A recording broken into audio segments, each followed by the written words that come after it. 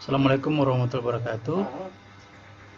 Baik, kita ketemu lagi pada mata kuliah proses legislasi Indonesia, yang pada kali ini kita akan membahas tentang konsep dasar proses legislasi, mulai dari proses legislasi pusat sampai ke daerah, bahkan sampai kepada tingkat desa. Oke, sebelum kita melangkah ke pengertian proses legislasi, kita coba mengingat kembali pelajaran kita masa lalu. Mungkin di SMA juga pernah diajarkan tentang teori pembagian kekuasaan.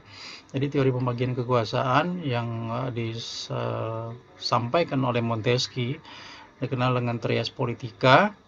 Tri artinya tiga, as itu sama dengan poros, dan politika itu politik. Jadi tiga poros politik. Nah, di Indonesia teori pembagian kekuasaan ini dibagi ke dalam tiga kelembagaan negara: legislatif, eksekutif, dan yudikatif. Itu mungkin kawan-kawan masih ingat. Kalau legislatif itu rule making function, jadi mempunyai fungsi membuat undang-undang gitu. Legislatif ini sering juga kita sebut dengan parlemen atau misalnya DPR, DPRD, ya. Kemudian eksekutif itu rule application function, ya. Dia berfungsi sebagai pelaksana dari undang-undang, ya. Pelaksana dari undang-undang. Kemudian yudikatif, ya. Fungsinya sebagai pengawas dan juga sebagai penjudge maksudnya dari pelanggaran yang dilakukan oleh eksekutif maupun legislatif terhadap undang-undang. Nah,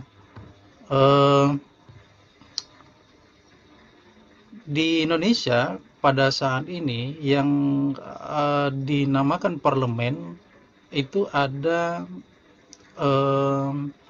kita kenal dengan istilah bicameral. Jadi parlemen bicameral atau parlemen dua kamar, ya. Ini terjadi setelah amandemen Undang-Undang Dasar 1945, dan sebenarnya ini adalah konsep checks and balance. Jadi konsep untuk mengecek satu sama lain antar lembaga negara, kemudian agar terjadi keseimbangan seperti itu. Nah, yang bicameral ini, parlemen bicameral ini, dia terdiri dari DPR dan DPD, jadi Dewan Perwakilan Rakyat dan Dewan Perwakilan Daerah. Nah, teman-teman mungkin tahu DPR itu bagaimana proses pemilihannya, kemudian DPD juga seperti apa. Yang jelas kalau DPD itu mewakili provinsi masing-masing. Jadi masing-masing provinsi, baik yang berpenduduk sedikit maupun banyak, itu tetap anggota DPD yang diangkat atau diusulkan oleh daerah gitu lewat pemilihan di daerah masing-masing, di provinsi masing itu ada 4 orang tuh. Nah, DPD hanya memiliki kewenangan dalam 5 bidang. Nah, ini menyangkut kewenangan dari DPD, ya. Kewenangan DPD itu bisa kita katakan lebih sedikit ketimbang dari DPR, ya. DPD hanya memiliki kewenangan dalam 5 bidang, yaitu otonomi daerah, kemudian hubungan pusat antara pemerintah pusat dan dengan pemerintah provinsi dan pemerintah kabupaten kota, kemudian lagi pembentukan, pembekaran dan penggabungan provinsi, kabupaten dan kota, pengelolaan sumber daya alam dan ekonomi, kemudian perimbangan keuangan pusat, provinsi dan kabupaten kota. Nah, pembagian kekuasaan di daerah, DPD itu hanya bisa kita kenal di pusat, jadi hanya ada di pusat. Kalau di provinsi dan kabupaten dan atau kota itu hanya ada DPRD dan pemerintah daerah, ya. Jadi DPRD dan pemerintah daerah provinsi, DPRD dan pemerintah daerah kabupaten kota gitu.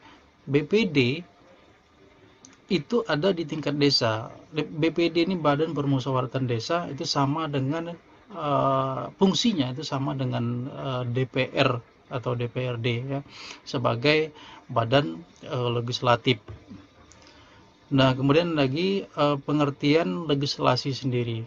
Itu legislasi berasal dari bahasa Inggris ya, yang legislation yang berarti undang-undang. Dalam arti sempit, fungsi legislasi adalah fungsi untuk membentuk undang-undang.